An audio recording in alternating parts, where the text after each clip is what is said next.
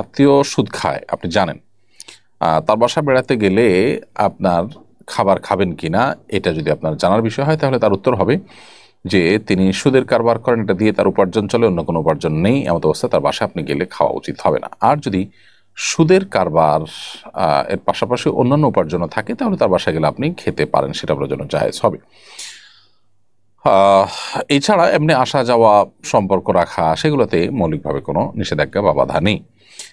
এরপরের প্রশ্ন হলো, নামাজের আগে অনেক সময় মোবাইল সাইলেন্ট করতে মনে থাকে না, এক্ষেত্রে নামাজের মধ্যে কল এলে আমি এক হাতে কল কেটে দিই, এতে নামাজের কোনো ক্ষতি হবে কিনা? কোনো অসুবিধা নেই, বিশেষ করে যদি আমলে কাসির এর পর্যায়ে না হয়, অর্থাৎ আপনি যদি মোবাইলের সে কল কাটতে গিয়ে মোবাইল বের করেন, দেখেন, অনেক নাড়াচাড়া করেন এবং এমন কিছু করেন যেটা দেখে আপনার মুড দেখে আপনি কি নামাজে নাকি নামাজের বাইরে সেটা স্পষ্ট না হয়, এরকম যদি হয়, তাহলে সেক্ষেত্রে আপনার এই নামাজ আপনার আর থাকবে না, বরং এটা নষ্ট হয়ে যাবে, কারণ আমলে কাসির হলে নামাজ ভঙ্গ হয়ে যায়। অথবা আপনি আলতোভাবে শুধুমাত্র এক হাত দিয়ে, এক হাত বাঁধা আছে আর এক হাত দিয়ে কেটে দিলেন, অথবা বন্ধ করে দিলেন, সেটা আপনি করতে পারেন পকেটে হাত ঢুকিয়ে বা বাহির থেকে, সেটাতে অসুবিধা নেই। কিন্তু অনেক বেশি যদি আপনি মোবাইল দেখাদেখি করেন এমনভাবে যেটা দেখে আপনার নামাজের বাইরে আছেন কিনা সেরকম একটা অবস্থা যদি বোঝা যায়, তাহলে কিন্তু নামাজ নষ্ট হয়ে যাবে। এরপরে প্রশ্ন করেছেন, বয়োবৃদ্ধ হয়ে আমাদের একজন খালার স্বামী মারা গেছেন, সর্বনিম্ন কতদিন ইদ্যত পালন করতে হবে?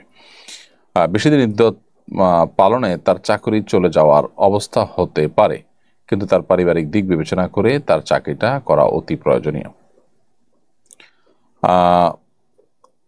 বৃদ্ধ হয়ে যদি কেউ মারা যান, তাহলে সেক্ষেত্রে তার স্ত্রী নিশ্চিতই নিয়ে বৃদ্ধা, তো এই ক্ষেত্রে তার উপার্জন করা বা চাকরির উপর নির্ভর করার বিষয়টা কেন এত বেশি গুরুত্বপূর্ণ সেটা পরিষ্কার নয়। তার সন্তান সন্ততি, তার আত্মীয় স্বজন, তাদের উপর তো তার ভরণ পোষণ দেওয়া এমনি দায়িত্ব, এরপরে তিনি সিনিয়র হওয়াতে, বয়স বেশি হওয়াতে তাদের উপর দায়িত্বটা তো আরও বেশি চলে আসে এবং এই দায়িত্বটা তো পালন হওয়ার কথা, তাহলে সেক্ষেত্রে কেন তাকে চাকরি করতে হবে, ঠিক আমি পরিষ্কার বুঝতে পারলাম না। বাকি আল্লাহ তাআলার ফরজ বিধান এবং আল্লাহর আবশ্যিক নির্দেশ হলো যে স্বামী মারা গেলে স্ত্রী 4 মাস 10 দিন ইদ্যত পালন করতে হবে, প্রয়োজনে ছুটি নেবেন না, চাকরি করবেন না, বিকল্প কোনো পথ ব্যবহার করবেন। কিন্তু যদি তার না খেয়ে মারা যাওয়ার আশঙ্কা, না খেয়ে থাকতে হবে এরকম পরিস্থিতি তৈরি হয়, তাহলে যেটুকু প্রয়োজন সেটুকু কাজ তিনি করতে পারবেন।